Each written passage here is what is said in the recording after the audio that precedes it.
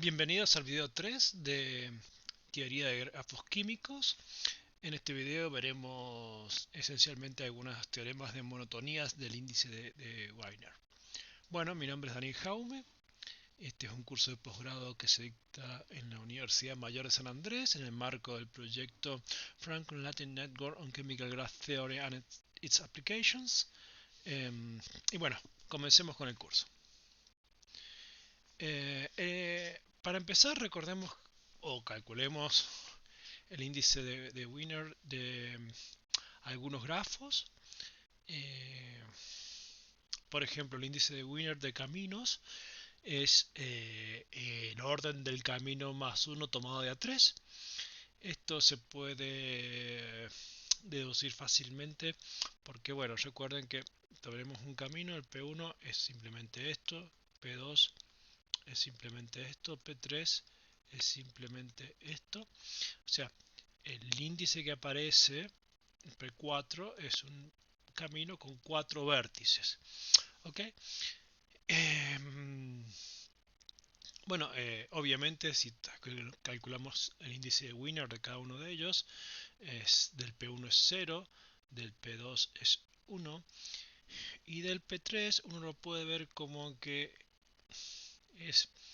tomo un vértice, entonces lo que me queda es un P2 y en algún sentido sería entonces el P2 más las distancias del nuevo vértice, o sea, la contribución al índice de Wiener del P2 más las distancias que aporta el nuevo vértice, que son 1 más 2, que son 3. Entonces tenemos 4.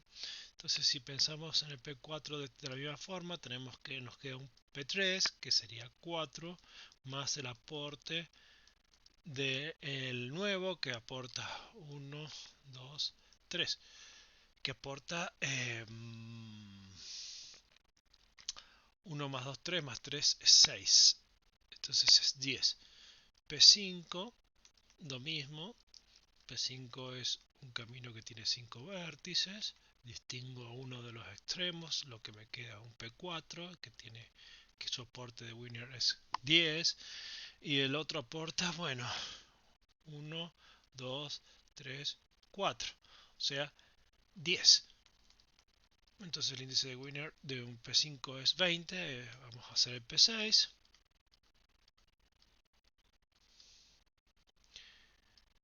Distinguimos uno. Esto es lo que nos queda acá, entonces es un P5. Entonces es 20 más el aporte del nuevo. El aporte del nuevo, ¿cuánto es? Es 5 más 4 más 3 más 2 más 1, que son las distancias del vértice nuevo a los vértices anteriores. Y esto es 15. Así que tenemos 35. Y en general uno podría decir que hay una recursión. El índice de Wiener de Pn es el índice de Wiener del anterior más lo que aporta el nuevo, que es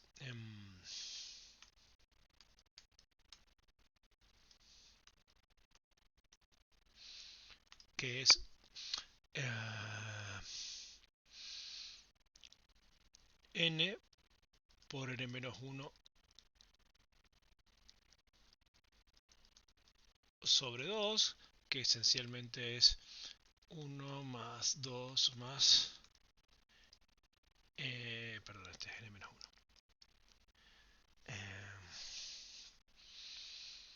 más n-1, hasta n-1. Esas son las distancias del nuevo vértice a los anteriores, pensando que el nuevo vértice siempre lo agrego como una hoja. ¿Ok? Eh,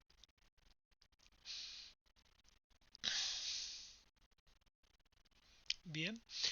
Y si hacemos eso, o sea que esto nos dice que el índice de Wiener de Pn es esencialmente bueno, n tomado de A2, que es el primero, más, y bueno, lo siguiente, ¿quién sería? N tomado de n-1 tomado de A2, más el índice de Wiener de Pn-2. O sea, déjenme ponerlo bien esto de aquí con espacio. El índice de Wiener de P sub n es n tomado de A2 más n-1 tomado de A2 más al final es 2 tomado de a 2, si uno desarrolla esto.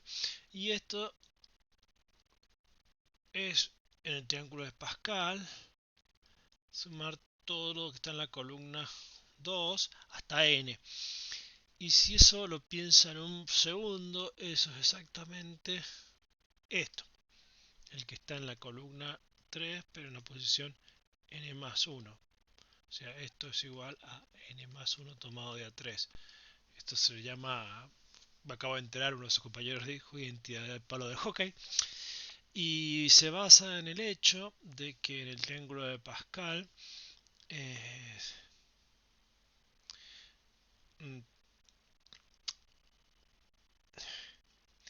esta posición de aquí, o sea, voy a hacer tengo el triángulo de Pascal, ¿no?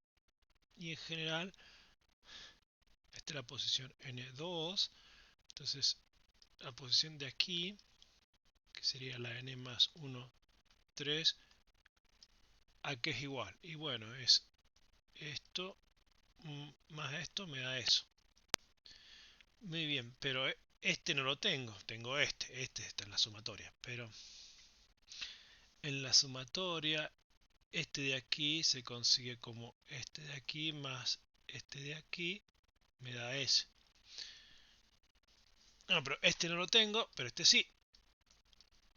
Bueno, pero este es este de aquí más este de acá me da ese. Y entonces este sí lo tengo, este no. Y así voy subiendo hasta que llego a esta posición, que es la 3, la posición 2. Y este de aquí con este me da el anterior, pero este no lo tengo, pero todas estas posiciones son iguales. Entonces, bueno, entonces si sumo todo esto, en el fondo es como lograr, es una forma de obtener este número de aquí. Piensen un ratito, y entonces con este y este consigo este, que es, por eso es que tengo que el índice de Weyne de un camino de orden n es n más 1 tomado de 3. Bien, sigamos las estrellas. Vía la observación de Wigner, no hay mucho que decir. Es la estrella SK es K al cuadrado. Y aquí he puesto este porque no confundan. La estrella SK, la estrella S3, no tiene orden 3, tiene orden 4.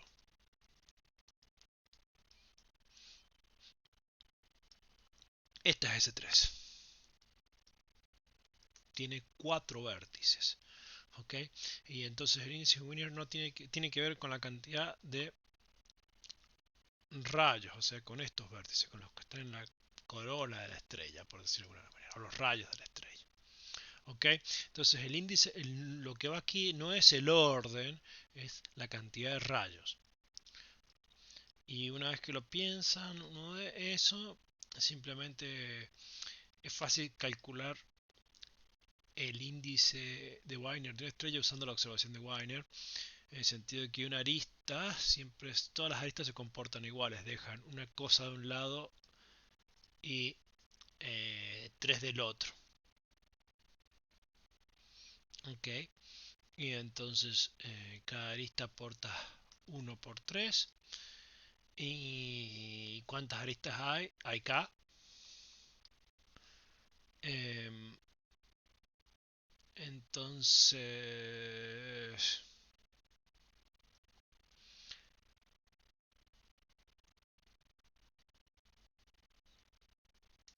bueno, aquí tengo un problema porque me está saliendo 3K, ¿no?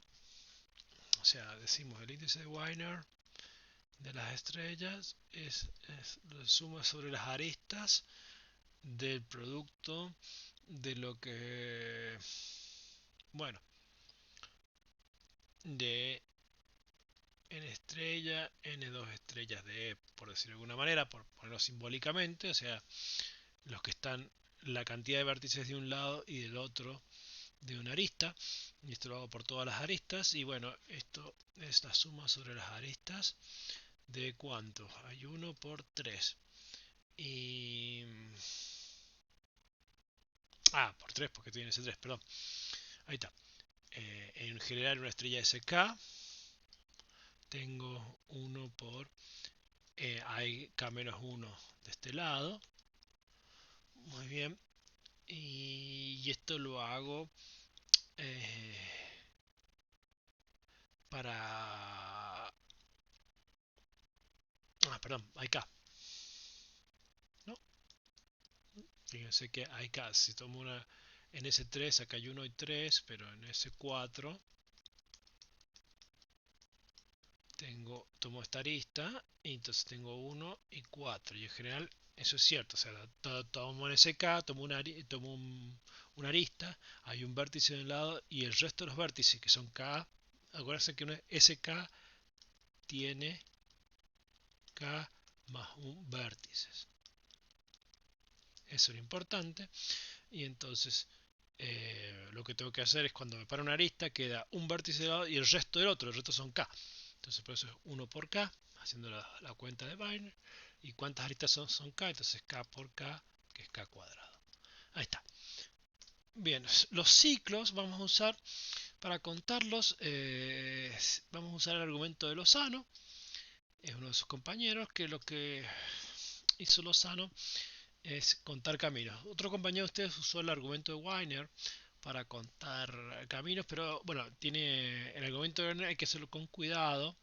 Si uno utiliza el argumento de Wiener para la observación de Wiener para contar, o sea, fijarme en cada arista, es decir, bueno, cada arista como entre dos vértices en general en un ciclo, entre dos vértices en un ciclo, hay dos caminos que los unen, este y este, pero solo uno es el de distancia, generalmente solo uno es el de distancia mínima. Digo generalmente porque ocurre que, por ejemplo, si tengo un ciclo par de distancia mínima hay dos, es este y este otro, por arriba o por abajo. Entonces se puede usar un poquito la cuenta de usar la observación de Wiener, pero si usan eso, camino, van a llegar a 4 fórmulas dependiendo de la congruencia módulo 4 de la longitud del camino. Hay 4 casos que analizar. Y si analizan los 4 casos, bueno, van a hacer la serie de cuentas. Eh, Se puede hacer. Pero es más limpio, pero me parece a mí, el argumento de Lozano, que cuenta caminos y en el sentido que dice, bueno, hagamos la cuenta para los ciclos pares y después le dejo que ustedes por su cuenta utilicen el argumento de Lozano para controlar el cuestión cuando hay caminos de longitud impar, ciclos de longitud impar. Entonces en un ciclo de longitud par, lo único que hay que tener en cuenta es decir, bueno, caminos de longitud mínima son hasta longitud k. Si tengo un camino, mi ciclo tiene, empiezo con 1 y termino con el vértice 2k, ¿no? 1, 2, 3 y así sucesivamente. Acá está el vértice 2k menos 1. Entonces los caminos de longitud más corta en un ciclo de longitud 2k son hasta longitud k. ¿Ok? Bien. Y en eso hay que tener cuidado porque fíjense que de aquí del 1 al vértice k hay dos caminos que tienen longitud k, que es ir por arriba o por abajo en el ciclo. Así que hasta la longitud de k más 1 hay una sola forma. Entonces son, fíjense por ejemplo, los caminos de longitud 1 son 1, 2, el 2, 3, está el 3, 4 y así hasta el n1. Y entonces fíjese que hay n caminos, o sea que, o sea, donde, perdón, donde estamos diciendo que n es 2k. Hay n caminos. De longitud 3 está el camino 1, 2, 3, el camino 2, 3, 4 y así sucesivamente hasta que llego al camino n, 1, 2. Y esos son todos los caminos de longitud 3, son todos los caminos mínimos de longitud 3 y son todos n. Y si uno sigue la cuenta, se da cuenta que hasta longitud k-1 hay n caminos. Está 1, 3, k-1. De estos hay n. Entonces hay n de longitud 1 más n de longitud 2 más n de longitud k-1. Y pero claro, de longitud k solo hay que considerar la mitad, ¿no? De longitud k hay que considerar la mitad, entonces n sobre 2 de longitud k. Porque eh, en el sentido, el camino que empieza en el 1 y termina en el k, me mata el camino que empieza en el k y termina en el 1. ¿Okay? Ese es todo lo que hay que pensarlo. Piensen en un detalle porque son la mitad. Pero bueno, entonces si hacen esta parte, esto es n por la suma desde 1 hasta k menos 1. Esto es k por k menos k por k menos 1 sobre 2 más n sobre 2k. Y si hacen todas esas cuentas reemplazando k por 2k, eh,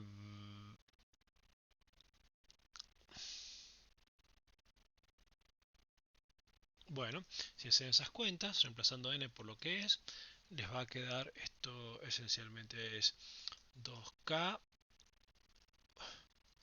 por k menos 1 sobre 2 más esto se nos queda en k cuadrado. Y entonces este 2 con este 2 se va y nos queda k cubo menos k cuadrado por más k cuadrado, que es k cubo. Listo. Si hacen este mismo argumento para los ciclos impares, le va a quedar esta otra fórmula. Y vuelvo a hacer notar que n hace referencia en general en teoría de grafos siempre n hace referencia al orden. Entonces no voy a usar n para subindicar grafos si no estoy pensando en el orden. ¿Ok? O sea, en vez de escribir 2n o 2n más 1, prefiero escribir 2k más 1 y 2k, donde entonces n, que sería el orden, sería 2k, o n sería 2k más 1. O sea, por eso las estrellas no las voy a indicar, no voy a decir la estrella Cn, porque no es el orden n, voy a decir estrella Sk, porque su orden es k más 1. En cambio, sí puedo hablar del camino P sub n porque exactamente el orden del camino P sub n es n. Ok, eso es una ayuda a claridad. Generalmente n hace referencia al orden y m hace referencia al tamaño, o sea, al número de aristas. Ok, entonces son dos como letras reservadas en grafos. N siempre está asociado al orden y m siempre está asociado al tamaño. Entonces, si tengo un índice que no va a ser ni el orden ni el tamaño, trato de no usar la letra n ni la letra m. Es para que todo sea más claro. Bueno, las wheels, que es el subíndice de la wheel, denota el tamaño del ciclo, no el orden. Por eso el orden siempre es uno más. Y puedo decir de la wheel del tamaño k, porque está asociada a un ciclo de tamaño k, pero su orden, entonces la wheel késima tiene orden k más 1. Entonces el índice de Wiener de una wheel késima es k por k menos 1 y simplemente sale utilizando la observación de Wiener, porque esencialmente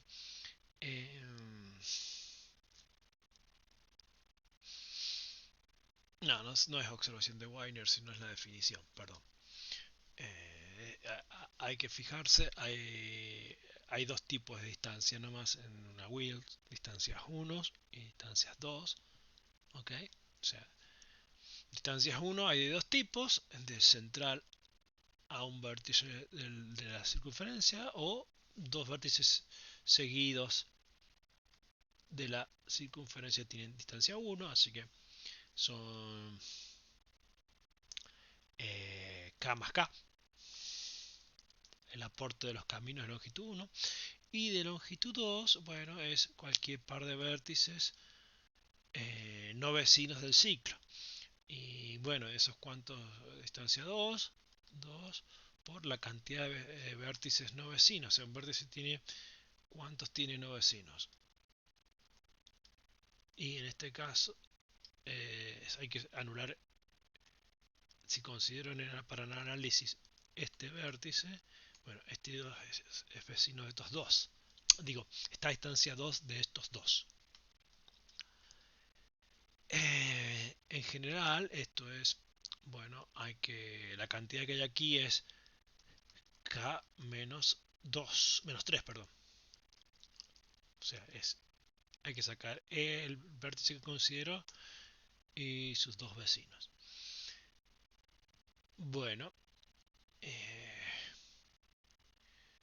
pero este análisis hay que repetirlo para cada vértice.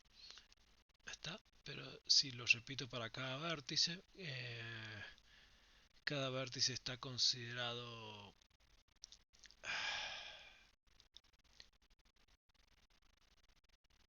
dos veces, ¿no?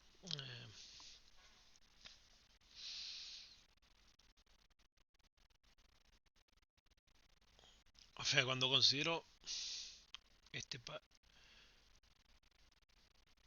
la distancia 2 del aporte de este, mata este, pero cuando vuelvo a considerar este, voy a tomar este, así que es dividido 2, esto es por K dividido 2, así que nos queda que esto es 2K más K por K menos 3, esto es K cuadrado menos K, y ahí está el hecho que sería K por K menos 1. ¿Está? Y finalmente las gears se consiguen por la definición. Una gear GK es, vuelvo a repetir, la gear está dada por este G6, es simplemente el tamaño,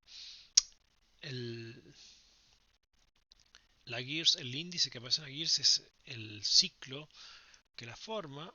Y acuérdense que es como una wheels, pero tomo un radio por medio. Y entonces lo que hay que ver es que hay caminos de longitud 1, que son por ejemplo estos y estos. O sea, vértice a distancia 1, por ejemplo así. Vértice a distancia 2, ¿no? Por ejemplo, este así con este. Pero también están a distancia 2 este tipo de vértices, o sea, los no radiales entre ellos. Hay vértices a distancia 2. También hay vértices a distancia 3, que es por ejemplo un radial con, con un central que no sea no vecino, con un central no, con un no radial no vecino, está a distancia 3, y, y ya está. Esas son todas las distancias, o sea, porque entre dos radiales están todos a distancia 2. Bueno, nos faltaría, este no es un buen dibujo, voy a hacer un dibujo de vuelta aquí, más grandecito. Vamos a hacer de vuelta el análisis con un dibujo más grande, para que lo entiendan bien, para que lo vean. Vamos a hacer una...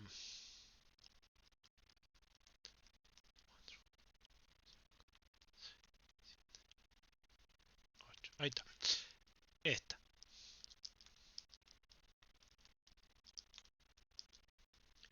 Wheel, que es una G8, porque 8 es la longitud o el tamaño o el orden del ciclo que la forma. Ok, entonces vamos a hacer análisis por tipo, por vértices, ¿no? El central, que hay uno solo, esta distancia 1 o 2, o sea, esta distancia 1 de los radiales o 2 de los que vamos a decir los no radiales. Ok, los vértices radiales, como este, tienen gente a distancia 1, como sería los no radiales vecinos o el central. Tienen gente a distancia 2, que sería cualquier otro radial, por ejemplo con ese. Y tiene gente a distancia 3, que sería, por ejemplo, cualquier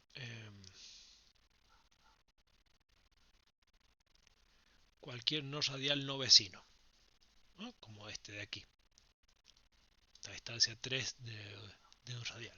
Y finalmente nos falta analizar los vértices no radiales.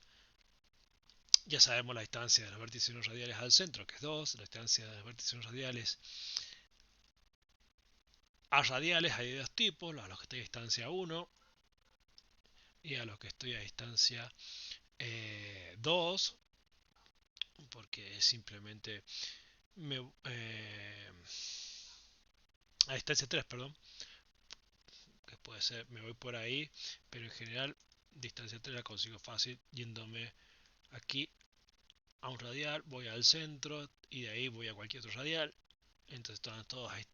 Entonces a los radiales estoy o a distancia 1 o a distancia 3, y me faltaría de de a los no radiales. A los no radiales tengo de dos tipos. Tengo los que estoy a distancia 2, que son nada más que estos dos, y son los que están a distancia 4, que es gente como esta, ¿no? Que me tengo que ir a un radial y de ahí a eh, el otro no radial, el radial que no llego. Y esas son todas las distancias posibles. Entonces, distancia 1, 2, 3 y 4. Y si las cuento con cuidado y sumo, me da eso.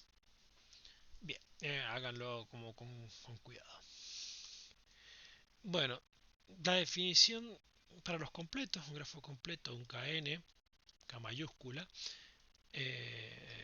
tenemos el K1, que es solamente un vértice, el K2, que es un segmentito, que es igual que P2, el K3 es este, que es lo mismo que el ciclo C3, y el K4 es el primero nuevo, que es, no sé cómo lo dicen allá en Bolivia, pero en Argentina sería el tatatí, que es esto. Y bueno, el K5 sería este, que es medio ritual,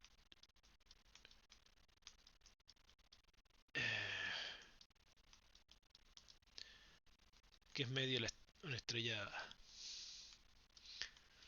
bueno, de magia negra. Ok, que es que K5 tiene, o sea, K6 tiene 6 vértices y son todos vecinos de todos. Y bueno, es fácil ver entonces que la distancia entre cualquier par de vértices es 1, así que por definición el índice de Wiener de un KN es n tomado de 2, porque es simplemente la cantidad de aristas. Y ya está. Entonces el índice de Wiener de un KN. El índice de Wiener de un bipartito completo ST es S más T al cuadrado menos S por T menos S menos T. Y este, por ejemplo, voy a dibujar un K35. Esto es un K35. Dibujo de un lado 3, dibujo de un lado 5, y las aristas son así. van de un lado hacia el otro. O sea, me faltan dibujar estas y estas. Bueno, rápidamente se convierte en una galleta. Entonces, en un bipartito completo, o sea, los dibujo los vértices 3 en dos conjuntos, uno tiene 3 vértices y otro que tiene 5, y las conexiones van de uno al otro y no hay conexiones aquí adentro. Entonces las distancias son de un vértice de un lado a un vértice del otro es 1, o sea, esas son las distancias 1. Y entonces ahora me falta ver de un vértice de un lado consigo mismo, con otro vértice del mismo lado, y siempre está en la distancia 2. Por ejemplo, tomo este y está en la distancia 2. Hay varias que realizan la distancia 2, pero siempre me voy a cualquier vértice de otro lado y vuelvo al que quiero. Entonces por eso está en la distancia 2.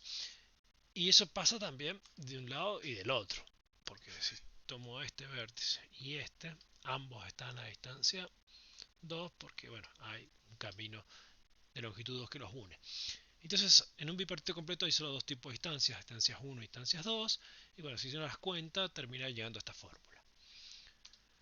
Y bien, ya que tenemos algunos índices de Wiener, entonces lo que sigue es, bueno, en general uno puede pensar como, si conoce el índice de Wiener de dos grafos, cómo es el índice de Wiener tengo dos grafos, este es el metaproblema, G1 y G2, tengo una operación dada, entonces me pregunto si conozco o la relación que hay entre el índice de Wiener de cada uno de ellos con el índice de Wiener del operado entre ellos dos. Y acá vamos a pasar con una operación que es la coalescencia, que tomo una serie de grafos, elijo una serie de vértices en los grafos y defino la coalescencia entre ellos como el grafo donde agarro e identifico los vértices que elegí como un nuevo vértice y los uno. A ver, esta es la definición formal, léanla con tiempo. Aquí está, no tiene sentido, mucho sentido que se las lea. Se los voy a dar. Eh, perdón, quedó mal. Tengo que llegar aquí, dibujísticamente. Quedó mal ordenadas las transparencias. Esto tiene lo que tiene que ver apenas ven la coalescencia. La definición de coalescencia es, tomo tres grafos acá, voy a hacer la coalescencia entre G1, G2 y G3. Entonces voy a hacer la coalescencia entre tres grafos. Ok, que esto se denotaría de acuerdo con nuestra notación. Desde 1 hasta 3 de GI BI.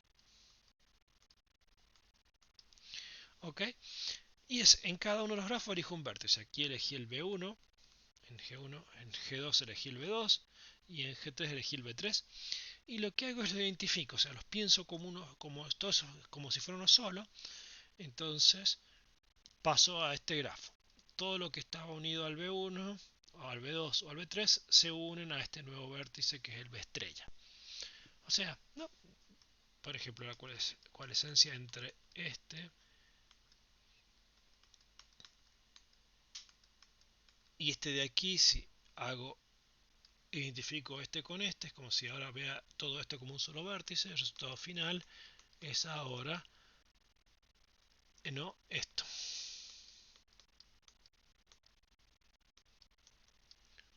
Esa es la coalescencia entre ellos dos.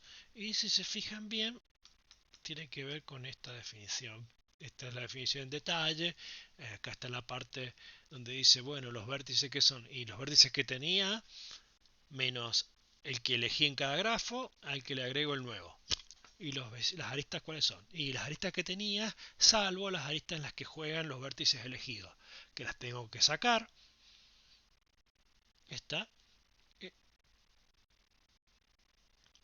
Y le tengo que agregar las aristas nuevas, que son las aristas que se forman con el vértice nuevo y los vértices que eran vecinos de alguno de los elegidos. Eso es lo que está en la definición, que cuesta horrores escribirla bien, pero bueno, gráficamente no es difícil pensarlo. Entonces vamos a introducir una definición que es la función distancia o función lejanía en un grafo que mide, dado un vértice, qué tan lejos está el resto de los vértices del grafo. O sea, sumo la distancia de ese vértice al resto de los vértices del grafo. ¿No? O sea, por ejemplo, tomemos, hagamos un ejemplo sencillo. Este es mi G, la, la lejanía de, por ejemplo, acá voy a poner A. De A es, y bueno, está a 1 de aquí, a 1 de este, a 2 de estos dos, y finalmente a 3 de este. Así que la lejanía de este es 2, 4, 6, 9. Esa es la lejanía de A. Mientras que la lejanía de G de B, o sea, desde el B, va a ser este es B. Entonces, bueno, tengo a distancia 1, 1, a distancia 2 tengo 1, a distancia 3 tengo 2, y finalmente una distancia 4 que llega hasta acá. Y entonces tengo 6, 10, 12, 13. Esa es la lejanía del A en G es 9, la lejanía del B es 13. Esa es la definición, o sea, es sumar las distancias que hay entre todos los vértices de grafos AB al vértice en cuestión, y eso me da la lejanía. Y eso, eh, eh, la lejanía es una noción que va a estar que se va a portar muy bien con Wiener, porque si yo tomo, habíamos visto la cuestión para árboles, que podíamos pensar una recursión cada vez que agregaba una hoja a un, digo, para caminos habíamos pensado una recursión, y eso se puede generalizar para cualquier grafo. Tomo un grafo, tomo un vértice de grafo, tomo a alguien que no está en el grafo y se lo pego ahí, ¿no? Entonces lo que tengo es que el índice de Wiener de este nuevo grafo es el índice de Wiener del anterior, más esto está mal escrito, la distancia en G del vértice que elegí, más la cardinalidad de G, o sea, el orden de G. A ver si nos entendemos. Esto quiere decir que tengo G.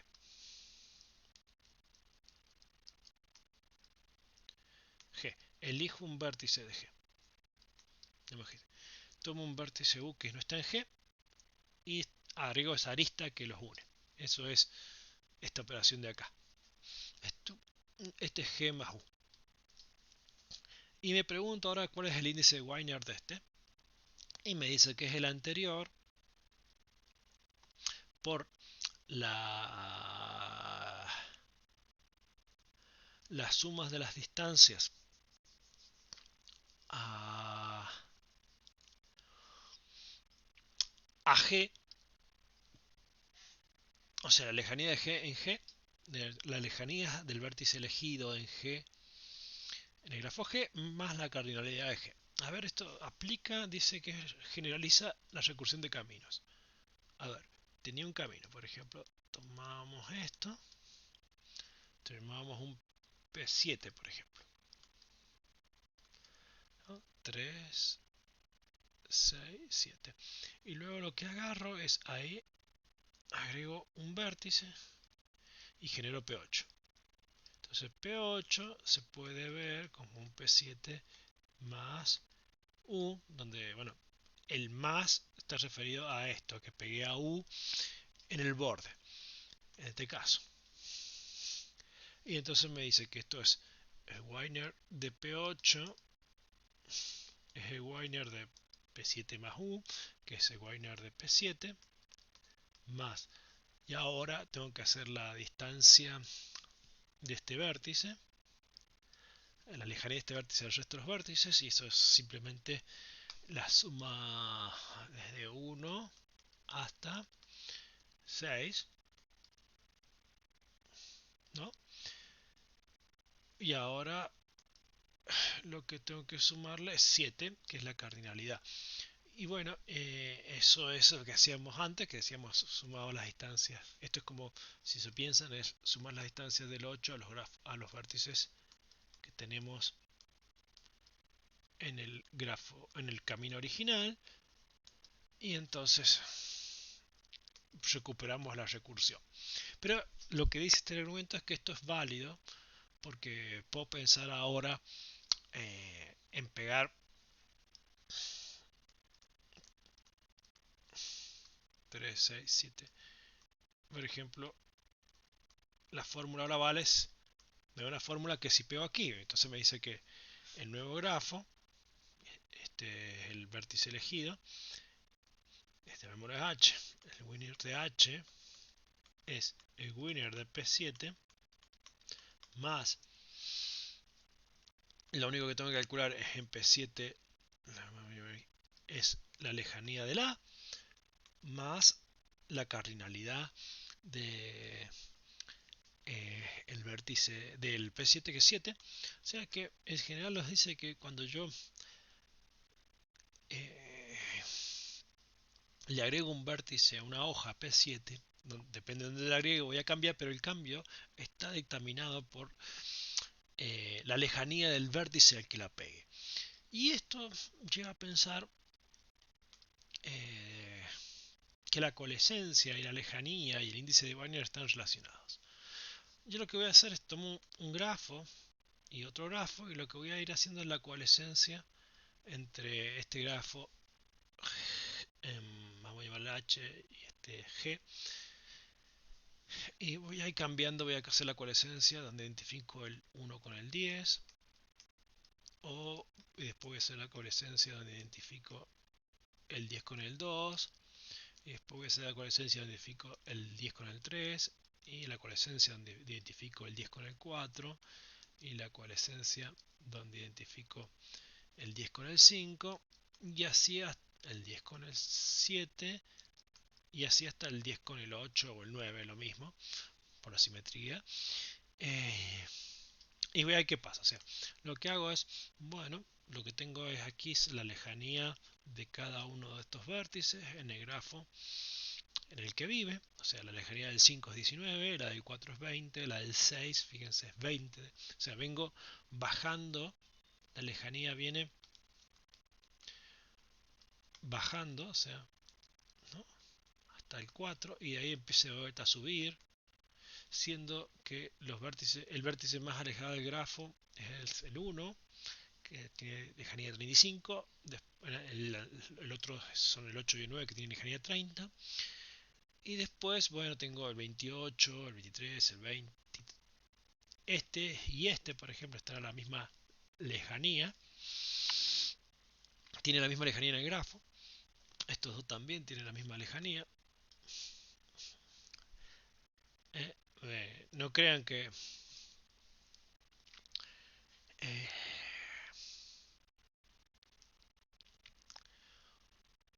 dos vértices que tienen la misma lejanía mínima no tienen por qué ser vecinos.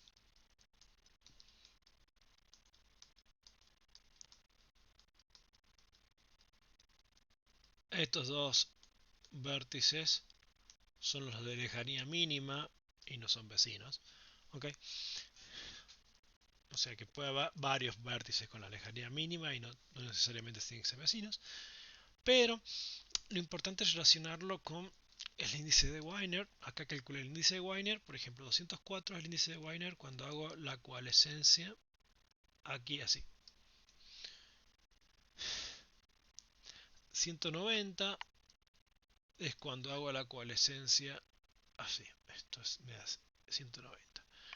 Cuando hago la coalescencia donde identifico el 10 con el 3, el índice de Wiener es 180. Y vemos que a medida que hago la coalescencia con vértices que tienen lejanía más pequeña en el grafo, el índice de Wiener también baja, y a medida que, bueno, fíjense que aquí bajé hasta aquí, hasta el 19, que es cuando hago la coalescencia entre el 10 y el 5, obtengo el índice de Wiener más pequeño, y después cuando empiezo a hacer la coalescencia del 10 con el 6, 7 y 8, empiezo a subir de vuelta.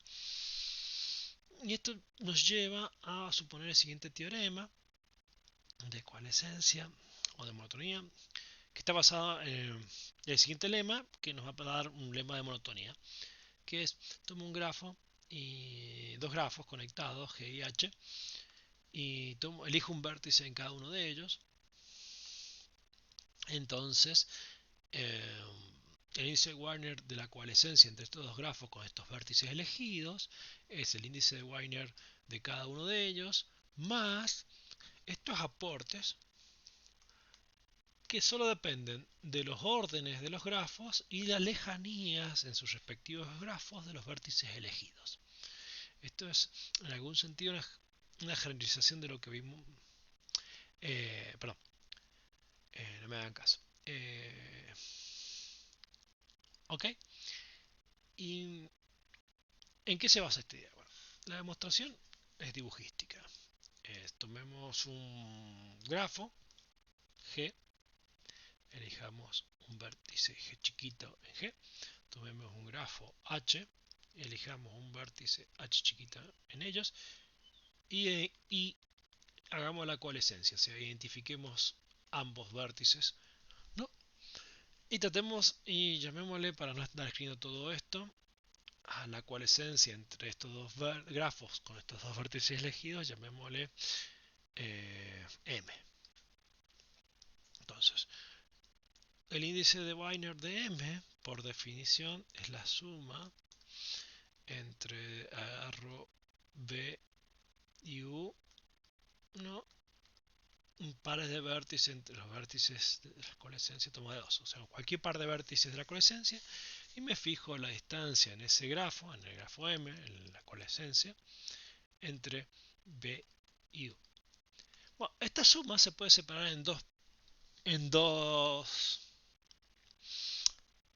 dos pedazos. Se puede separar en el pedazo, en tres pedazos. Vamos a hacer los vértices en G, o sea que los dos están en G, tanto el principio como el final, o sea, las distancias entre dos vértices de G, la distancia entre dos vértices de H, y luego las distancias entre vértices de G y H. Bien, si hago eso, la primera parte es obviamente el índice de Wigner de G, o sea, porque estoy sumando la distancia entre vértices de G. La sumo todas las distancias entre vértices de H, obtengo el índice de Wigner de H. Y ahora presto atención a esta parte. O sea, lo que estoy haciendo es tomo un vértice V aquí y tomo un vértice U aquí. Yo sé que como G es conectado, hay un camino que une V con G. Como H es conectado, hay un camino que une U con H. Entonces, como G y H en la coalescencia en realidad son el mismo vértice de B estrella, o sea, es el vértice identificado, entonces tengo que puedo, entre cualquier vértice de B, G y cualquier vértice de B hay un camino que los une, y entonces tiene que haber una distancia entre ellos. Entonces la distancia entre ellos, la distancia en la coalescencia entre B y U, con B en G y U en H, se compone de dos pedazos, ¿no? Se compone de la distancia en G de B al vértice G, o sea, esto va a medir esta distancia, y luego tengo que sumarle la distancia de en H de el vértice H elegido y U, porque necesito esta distancia. Acuérdense que como está identificado, esto ahora tiene distancia 0 porque es el mismo vértice. Bueno, entonces cada uno de estos términos es de esta forma, y entonces aquí yo puedo sumar, decir, bueno, pensar esta suma como una doble suma. Vamos a hacerlo aquí.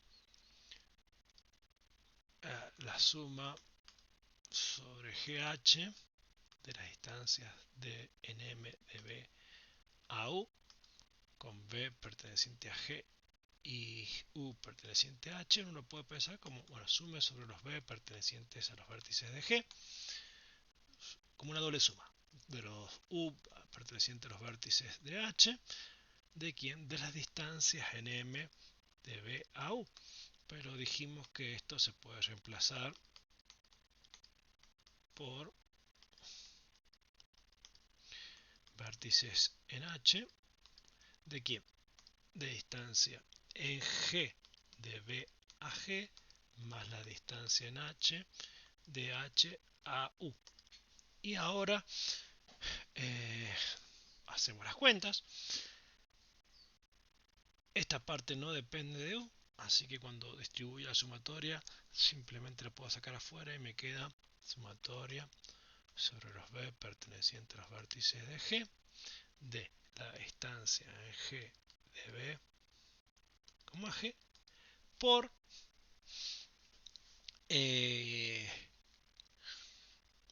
la cantidad de vértices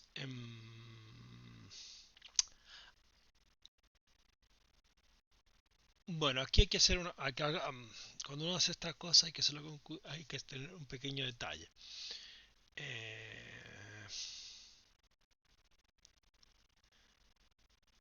Y es que acá tengo que sacar al vértice H en esta parte, o lo puedo sacar acá al vértice G, en el sentido de que estas distancias es de B a U, elijo B en G y la distancia a todos los vértices de H, no es cierto que es a todos los vértices de H, a todos los vértices de H que no sean el vértice que elegí, porque ese ya lo puedo pensar como que está en G, por la coalescencia, por identificación, o sea, la distancia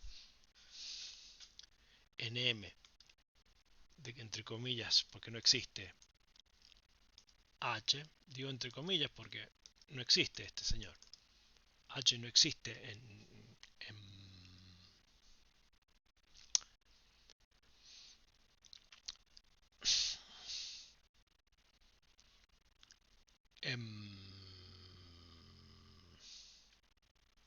en M, tampoco existe en M. Estos dos bichos no existen, lo que existen es la distancia en M, lo que existe es el B estrella, la identificación. Entonces el B estrella lo puedo pensar como en G o en H, pero no en uno de los dos. Entonces aquí en esta cuenta estoy pensando como que el G estrella lo identifico como con G y lo pongo en los vértices que estoy considerando aquí.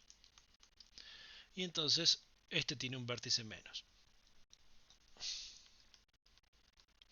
Entonces cuando tengo esa consideración, la cantidad de sumando, o sea, es esto por esta sumatoria en 1, que sería entonces la cardinalidad de los vértices de h menos 1, más la sumatoria sobre los u pertenecientes a los vértices de h que no sean el h, de distancia en h de h a u,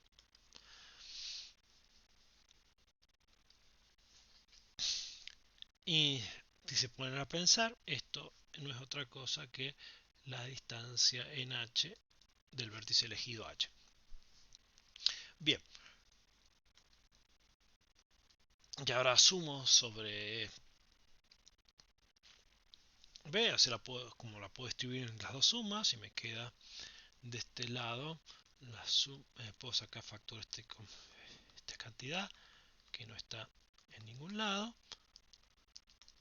por la sumatoria de los B pertenecientes a los vértices de G, de la distancia en G de los vértices de G, B de G al vértice elegido en B, en G, que es G chiquita,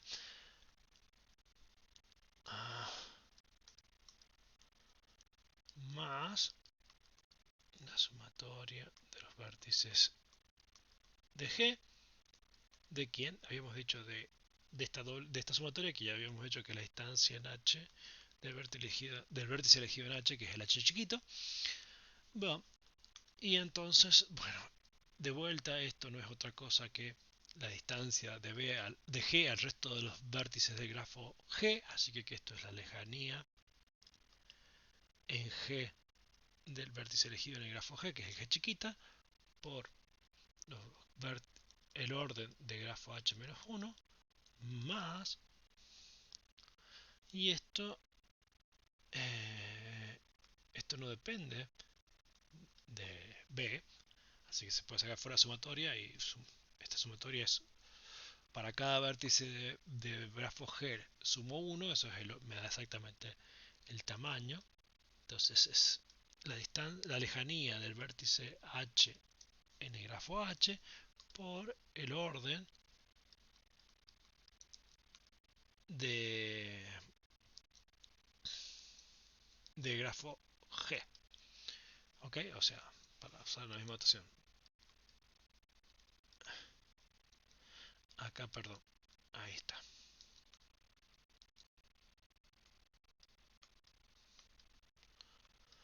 ¿Ok? Y bueno, ahí tenemos la demostración de esta relación. ¿Ok? Aquí esto es orden. Entonces vuelvo a ver. Entonces el índice de Wiener de una coalescencia depende esencialmente es el orden de cada uno de los ladrillos y más un término que depende de las lejanías respectivas de los vértices donde lo coloqué por el tamaño, por el orden del grafo, ¿no? O sea, esto juega. Bueno, y este lema nos permite demostrar rápidamente la segunda monotonía de Wiener, que es si tomo un grafo conectado y tomo dos vértices en él con distintas lejanías. Vamos a suponer que el vértice G1 tiene una lejanía mayor en el grafo que el vértice G2. Entonces, si tengo un grafo G que tiene al menos dos vértices, porque si tiene un solo vértice, hacer coalescencia es como que no hacemos nada. Entonces, el índice de Wiener, al pegar este grafo en G1, al hacer la coalescencia en G1 o en G2, va a ser mayor hacerla en G1 que hacerla en G2. Gráficamente es esto. Tengo, este es G1 que está aquí y este es G2 que está acá. O sea, este G es un grafo y tengo G1 que está más en el borde que G2. Tengo por aquí un grafo H en el que elegí un vértice H. Entonces, la pregunta que me hago es,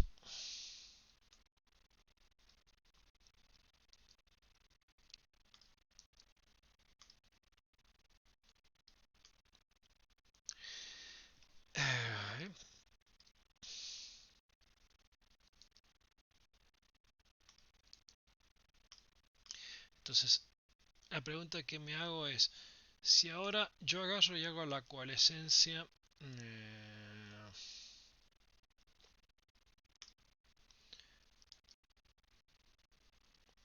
de este ahí, o hago la coalescencia aquí, ¿no? Y entonces me pregunto, ¿cuál de los dos tendrá mayor índice de Wiener? El índice de Wiener con la coalescencia en el más lejano o en el menos lejano. Lo que me dice el lema es que mientras más lejano sea el vértice con el que hago la coalescencia, mayor va a ser el índice de Wiener. Esto es lo que dice el lema. ¿Ok? Y la demostración se basa en que usando el lema anterior. Si yo sé, llamemos a este W1 y a este W2. Perdón, G1 y a este G2. G1 es la coalescencia entre G y H en G1. Y G2 es la coalescencia entre G y H en G2. O sea, el vértice H con el que hago la coalescencia es el mismo en G1 y en G2.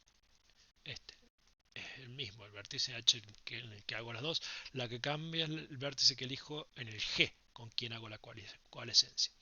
Entonces, por el lema anterior, la coalescencia del G1 es, perdón, el índice de Wiener de G1 es el índice de Wiener de G más el índice de Wiener del H más la distancia, o sea, la lejanía en G del G1 por el orden del H menos 1 más la lejanía en H del vértice H por el orden del G. Vemos la misma cuenta para el G2 y por el lema anterior esto es el índice de Wiener de G más el índice de Wiener de H más el índice, la lejanía en G de G2 por el orden de H menos 1 más la lejanía en H del elegido por el orden de eje. Entonces, si hago la diferencia, ¿qué tengo? De este lado, esto se va con esto se va con esto mata esto, y lo que nos queda es, si hacemos la diferencia, nos queda que, vamos a escribirlo acá, así, el índice de Wiener del G1 menos el índice de Wiener del G2, o sea, porque a ver que un número es más grande que otro, puedo hacer la diferencia entre uno, el que yo creo que es más grande menos el que creo que es más chico, y si me da positivo es que estaba bien. Uno es más grande que el otro, el primero es más grande que el segundo. Esto es igual a, saco factor común, orden de h menos 1, y me queda la diferencia entre la distancia, la lejanía en G de G1 menos la lejanía en G de G2. Y plin caja, esto es mayor que 0 porque este término, por hipótesis, es mayor que 0. Entonces sí, el índice de Wiener del primero es estrictamente mayor que el índice de Wiener del segundo. Y bien, entonces vemos, tenemos el primer corolario, la segunda monotonía de Wiener en base a que si hago coalescencia con un mismo grafo o con un mismo grafo, depende si la coalescencia lo hago en un vértice más o menos lejano al resto, el índice de Wiener va a crecer a medida que me hago la coalescencia con vértices cada vez más lejanos en el grafo. La segunda monotonía de Wiener es, ¿qué tal si lo que tengo son dos grafos? O sea, tengo un grafo y elijo dos vértices, y ahora tengo dos grafos, H1 y H2, donde elijo un vértice en cada uno de ellos, y lo que hago es, hago la coalescencia invertida, en el sentido, fíjense, el sentido es este. Tengo G, tengo un vértice G1 que está más alejado que un vértice G2. O sea, está más lejano al resto de los vértices que el G2. Por eso el G2 lo dibujo más en el centro y el G1 lo dibujo más en la periferia simbólicamente. Y ahora tengo dos grafitos. Un H1 en el que elijo el vértice H1, que es este de aquí. Y un grafo H2. Vamos a hacerlo así. En el que elijo un vértice H2. Entonces la pregunta que es, si yo hago una coalescencia, que es esta,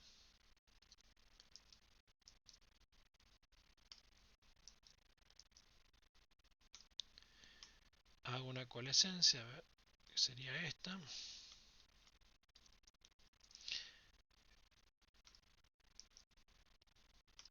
y, o sea, hago una coalescencia que es esta, pego el H1 hago la coalescencia con G en G1, y después de eso hago la coalescencia del H2, perdón, del H2 ahí em, eh, con, con el grafo, pero ahora en G2, y me consigo eso, o hago la coalescencia donde pego el grafo H1 en G2 y pego el grafo H2 con G1. No, eso es lo que estoy pensando. Estas son las dos diferencias. Entonces, la pregunta es, y donde sé que el orden, por eso dibujé más grande, el orden de H1 es importante, es mayor que el orden de H2. Entonces, este de aquí es, si en el más lejano hago la coalescencia con el más gordo, entonces el índice de Wiener es mayor que si al más gordo lo pegoteo con el que está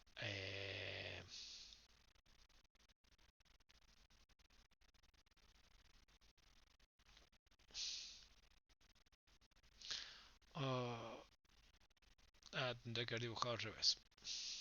Perdón, voy a hacer el dibujo de vuelta porque está despista el dibujo. Lo hice al revés. La idea está bien, pero para que quede bien el dibujo lo tengo que hacer así. Es que el G1 es el más gordo. Entonces vamos a dibujarlo G más choricito. Entonces G2 y G1. Este G. Y tengo H1 con el vértice que elijo.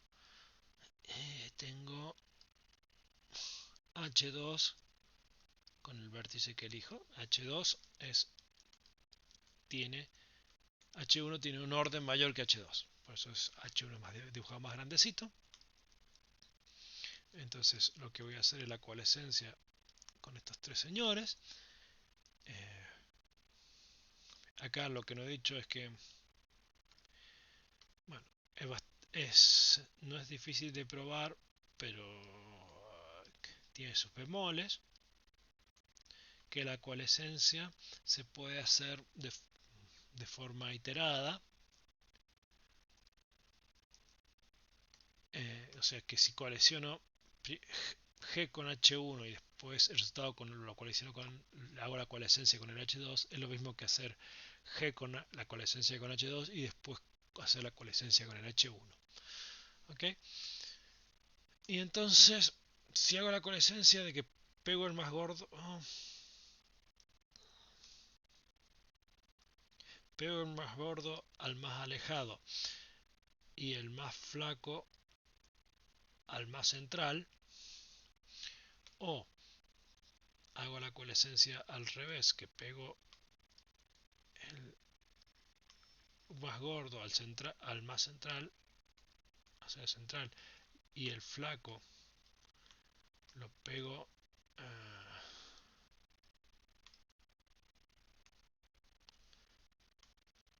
al más alejado.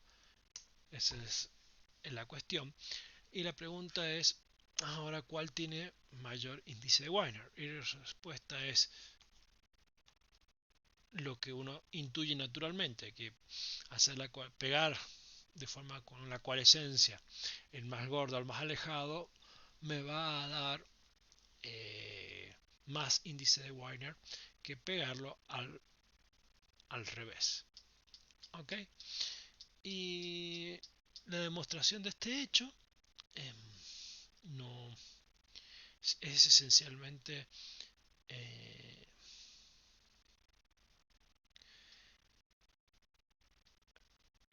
eh, está basada en, en el lema anterior. Y bueno, consideremos, llamemos este G1 y a este G2. Entonces el Wiener de G1 a qué va a ser igual. Y si no se fija,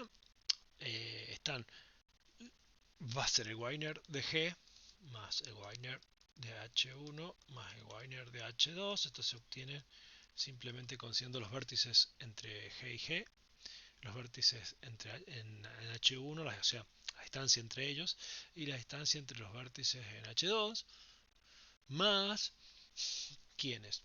Ahora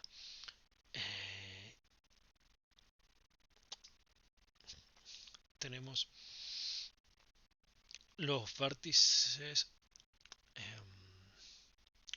entre G y H1, ¿no? Y esto ya sabemos calcularlo, o sea, el aporte de ellos es en la distancia en G de G1 por el orden de H1 menos 1, ¿sí? Y ahora vienen los de el aporte del otro lado, o sea, tengo los vértices que van, tengo distancias de G, de los vértices de G a H1, está dado por el aporte de ellos, esa distancia ahora en H1 de los vértices en G. Esto es yendo de G a H1. Yendo de G a H2 tenemos un término similar, pero ahora pegado en G2, más la distancia en H2 de H2 por la cardinalidad de G. Y ahora me está faltando el aporte entre los vértices de H1 a H2. Bueno, ¿y cómo son estos señores? Primero aquí va la distancia de G1 a G2, ¿no? Porque eso es lo que va a hacer. Y puedo olvidarme del resto del grafo G y es como que hubiera hecho la coalescencia entre H1 y H2 a través de los vértices H1 y H2. Y entonces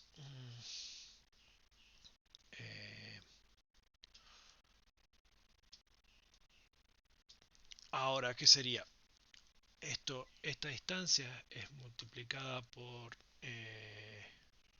los vértices, el orden de H1 por eh,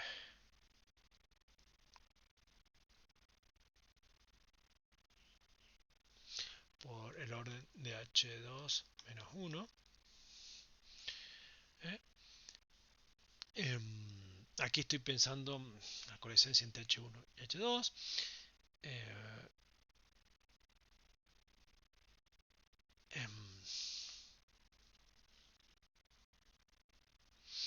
pensando que el vértice H2 como identificado con el vértice H1 de H1, H1 chiquita de H1, y ahora viene lo de siempre, ¿no? O sea, es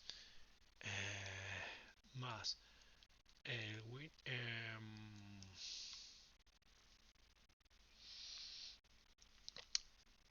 la distancia en H1 de H1 por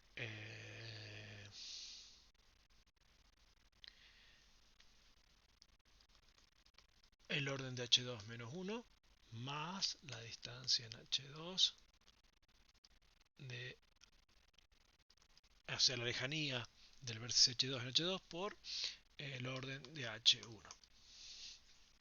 ¿Ok? ¿Y qué ocurre? Fíjese que cuando hago el de W2, el índice de Wiener W2, todo es igual.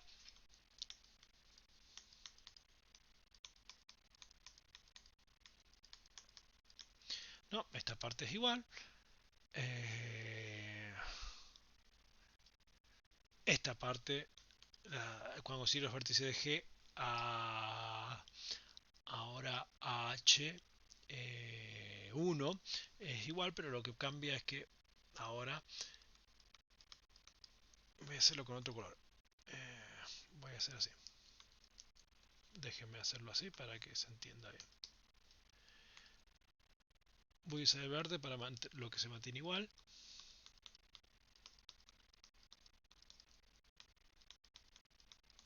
Pero cambio el rojo para lo que cambia. Esto cambia. Porque ahora es la distancia en G, pero no de G1, porque ahora H1 está pegado a G2.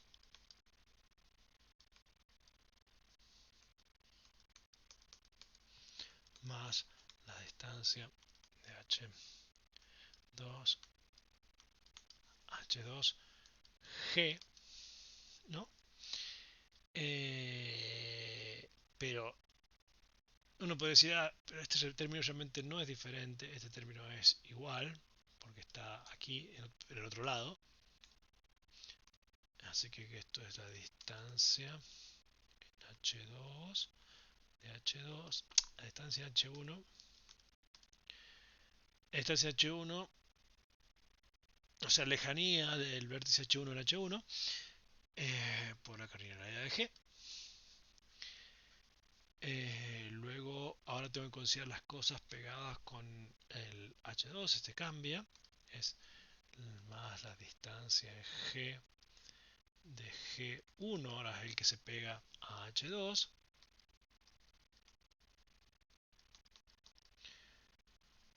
Y ahora vuelve a ser igual, más la distancia en H2 de H2 por la cardinalidad, por el orden de G.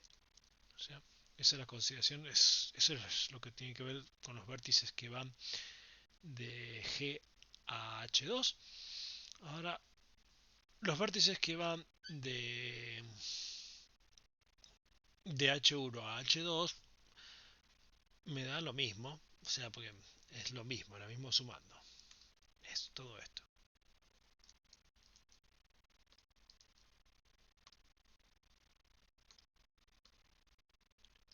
Van iguales. Entonces, cuando hago la diferencia, está, ya queda claro que cuando hago la diferencia, eh, solo van a quedar los términos diferentes, los otros se van a cancelar. O sea, que W de G1 menos W de G2 es igual a esto menos esto y este de aquí menos este de acá. Estos son los que resto. Y fíjense que esto que me da. Me da la distancia en G de G1. No, pero esa era la forma correcta de juntarlos. Digo, la diferencia es lo marrón menos lo rojo. Pero lo que voy a hacer es juntarlos así. Porque entonces acá saco factor distancia en G1 por cardinalidad de H1 menos cardinalidad de H2 más distancia en G o sea la lejanía de G2 eh, por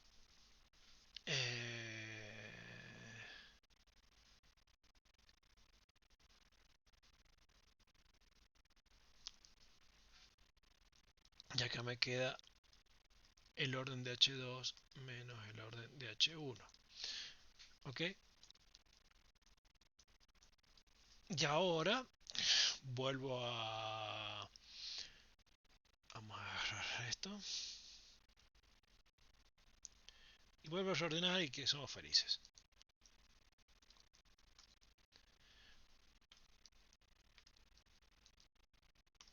Fíjense que teníamos esto de aquí.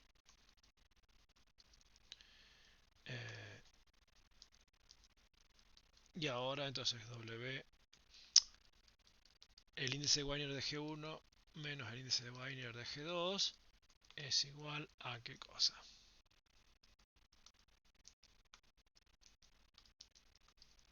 Esto era G1 distancia G.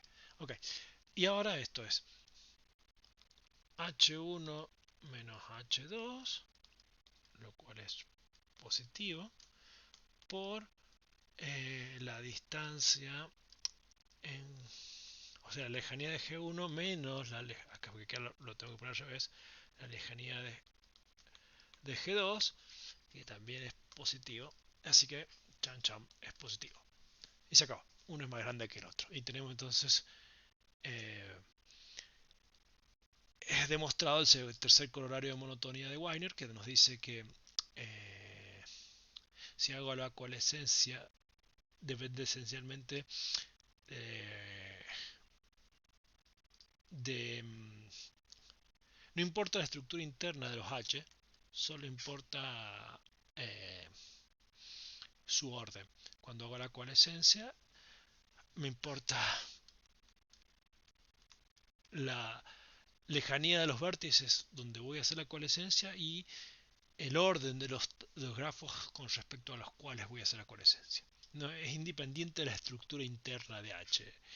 Eh, no dependen de la estructura interna de los H. Sí, ok. O sea, no importa. ¿Qué quiere decir que no importa? Fíjese que el teorema es, si yo cambio H1 y el vértice que elijo en H1, elijo uno más o menos central, igual esto va a ser esta relación se va a dar lo mismo, igual. No se tiene que pegar H1 al vértice más alejado del G me da un índice Wiener mayor que pegar eh, H1 a uno a uno menor.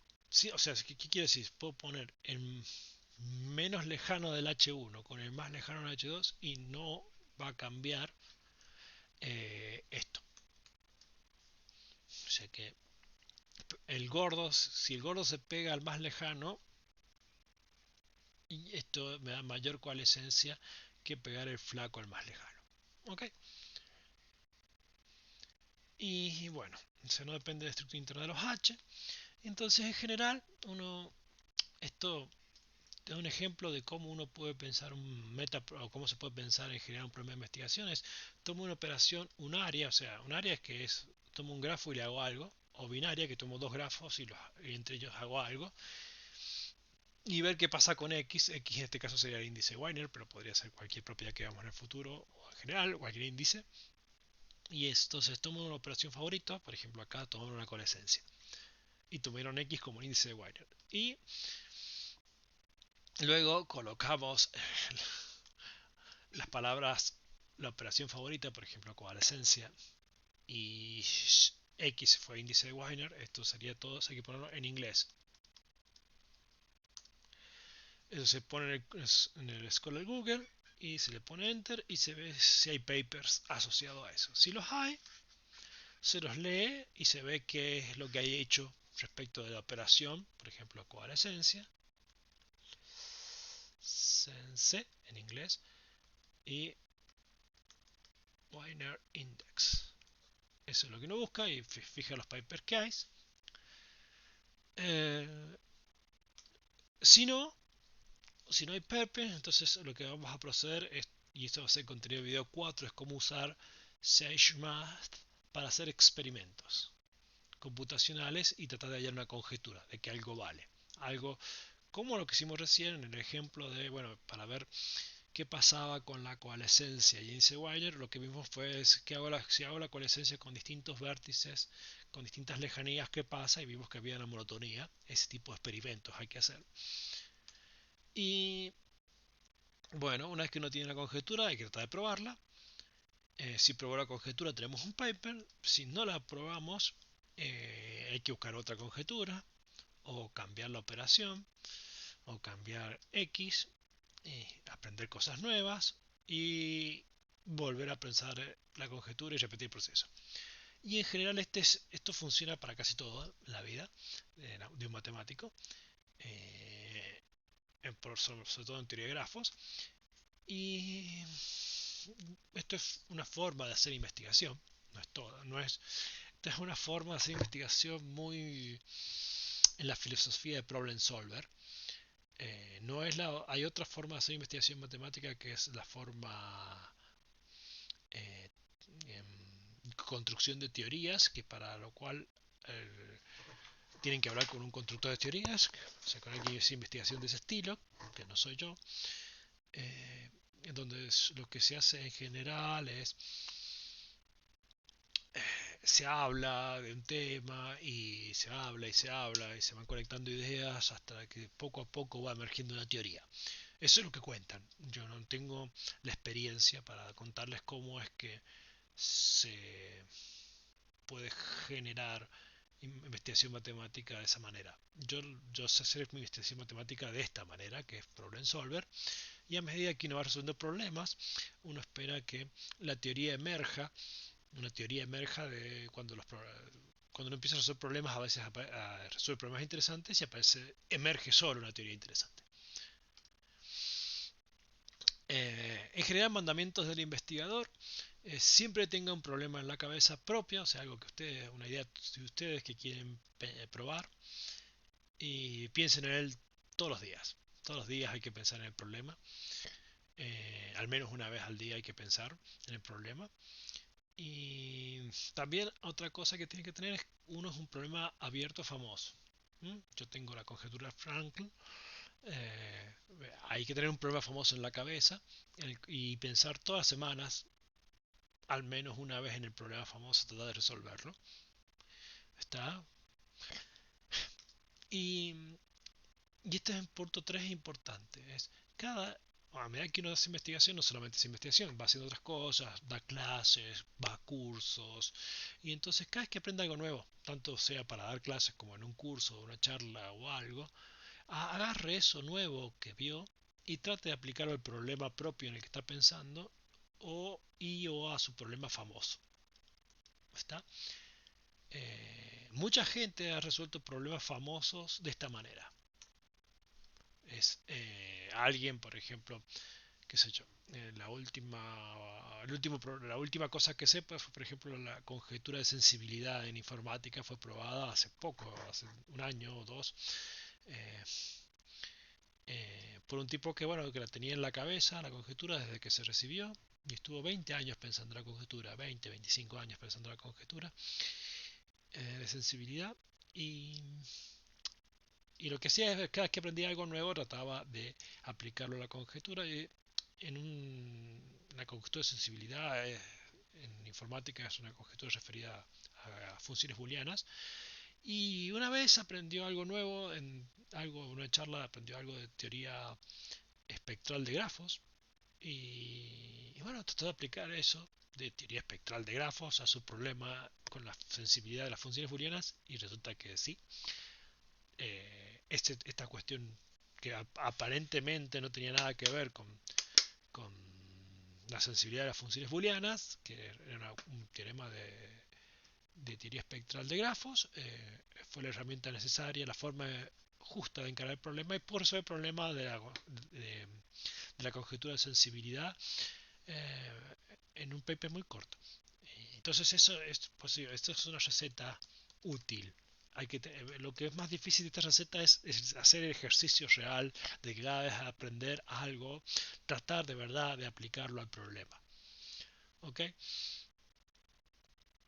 En mi caso particular, yo tenía una vez estaba tratando de mostrar un problema sobre árboles y estaba dando clases con un libro y en álgebra lineal y aprendí inversa nunca me había enseñado inversa de Racine, vi inversa de Racine y dije, veamos qué tiene que calcular una inversa de Racine de, de árboles para ver qué pasa. Y claro, de repente los coeficientes de la inversa de Racine de las matrices adyacentes de los árboles estaban resolviendo un problema que yo quería resolver. Entonces vi una conexión entre inversa de Racine y un problema combinatorio y bueno, ahí hicimos un paper.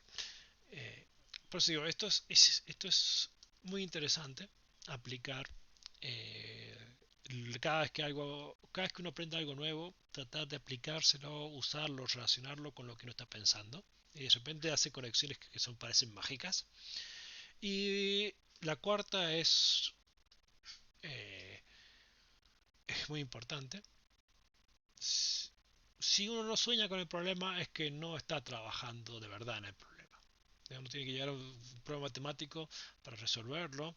Problemas de investigación, esos problemas son difíciles y como decía un profesor mío, un problema interesante es suficientemente difícil como para que no sea trivial, pero suficientemente fácil como para que salga. Bueno, pero de todas maneras, en general, eh, cuando uno está metido realmente en un problema, sueña con el problema. Y ese es el estado zen de la investigación. Entonces, si uno quiere ser un buen investigador, tiene que llegar a soñar con los problemas que está pensando. Y la quinta es, nunca se desanime. Eh, las cosas lindas, las cosas que valen la pena, las cosas por las que uno va a ser recordado, siempre tardan mucho en ser sueltas en general. Es, como dicen los japoneses, la perfección se consigue con cero trabajo o infinito trabajo y no hay nada intermedio. O sea, a veces uno tiene una idea brillante, ¡pum! Y sale algo muy difícil, rapidísimo.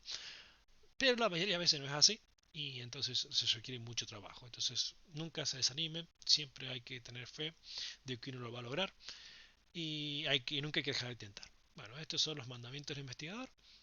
Les recomiendo que lo, que lo sigan. Y bueno, terminamos con el video de hoy que tal vez se hizo un poco largo. Tienen que leer esta sección del Warner One. Hacer los ejercicios propuestos. Tienen que entregar los 5 ejercicios del 1 al 5. Me faltó del 1 al 5. Del 1 al 5. Para el viernes 31, tienen bastante tiempo. Eventualmente vamos a agregar algunos ejercicios cuando haga la parte de Sage, que es donde les voy a enseñar cómo, o les voy a mostrar una forma de usar Sage para hacer experimentación. Y estos son los ejercicios. Acá hace referencia a la operación contracción, que no es nada más que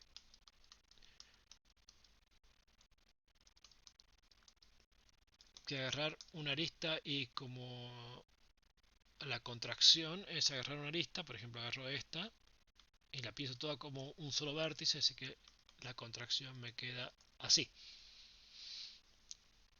¿Está?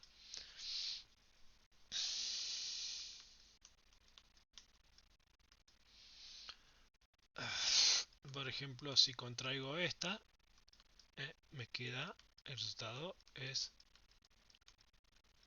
esta. ¿Ok? Esa es la operación contracción que es a la cual hace referencia aquí. Entonces, generalmente uno tiene G y tiene una arista que pertenece a las aristas de G. La contracción se denota así. La contracción de una arista. Esta es la contracción en la que contraje la arista E. Entonces, si este es G y este es E, esta es G a la que le contraje E. Lo mismo aquí. ¿Ok? Y lo que le piden es, dado hallar la relación entre estas dos cosas. Son iguales, una es mayor que la otra, ¿cuál? ¿Ok? Este es este ejercicio. El otro ejercicio, la operación link, hace referencia a que yo tengo dos grafos. Es parecida a la coarесcencia. Ajá. Y entonces elijo un vértice de uno de los grafos. Elijo otro vértice de uno de los grafos. Y lo que hago es agrego una arista y los conecto a los dos grafos. Esto es el link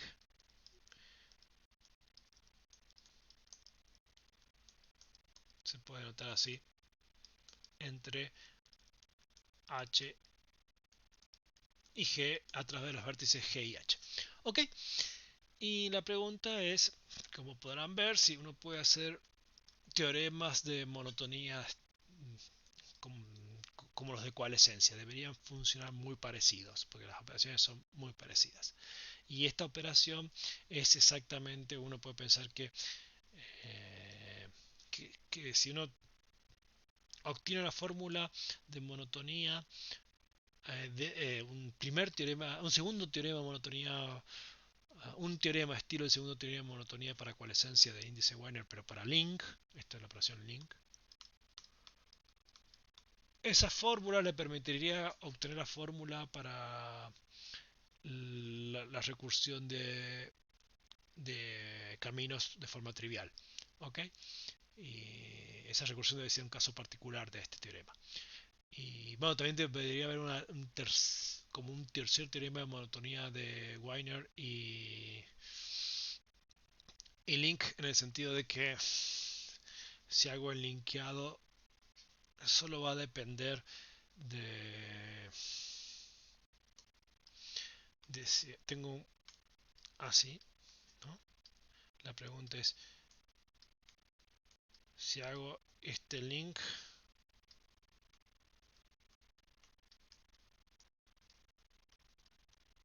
o este link, ¿cuál va a tener mayor índice de Wiener? Bien, hay que ver. Y, y bueno, si se les ocurren más preguntas o cosas parecidas, jueguen. Bien, este es el otro ejercicio que es de vuelta. Es la observación de Wiener, pero ahora para no con las hojas, sino con los vértices internos. Y bueno, esta es la bibliografía. Esto es de aquí para allá, son papers donde listan o libros donde listan problemas que por ahí para que si uno quiere tener un problema famoso sobre el cual pensar, puede usarlos para encontrar un problema famoso en el cual tener en la cabeza. ¿Cuál es la ventaja de tener un problema famoso en la cabeza? Es que si uno lo resuelve, se vuelve famoso. ¿Cuál es la desventaja? Es que suelen ser los problemas famosos ha pasado mucha gente. Y entonces el chiste es encontrar una idea nueva para resolverlo. Y bueno, la forma de encontrar una idea nueva para resolverlos es a veces, bueno, siendo muy creativo, o otra es haciendo la colección extraña que nunca nadie hizo. Y bueno, eso de hacer la colección extraña que nunca nadie hizo pasa por el ejercicio de que cada vez que aprendo algo nuevo se lo aplico a mi problema. Aunque pareciera que no tenga que ver, aunque tengo un problema de combinatoria y estoy haciendo un curso de geometría diferencial y aprendo algo en geometría diferencial y veo si tiene o no que ver con mi problema. Hago un esfuerzo, pienso un rato, hago ejemplos, veo, el chiste es ese, a veces para resolver un problema famoso es o ser muy creativo o hacer una colección que nadie hizo. Y una forma de hacer una colección que nadie hizo es esta, ¿no? Aplicar cada cosa nueva que estoy aprendiendo al problema. No hay que tener una cantidad infinita de problemas famosos, porque si no, hay que tener uno o dos que a uno les gusten mucho y tratar de pensar en esos problemas, siempre. Bueno, esto es todo. Nos vemos en el próximo video que será la semana que viene.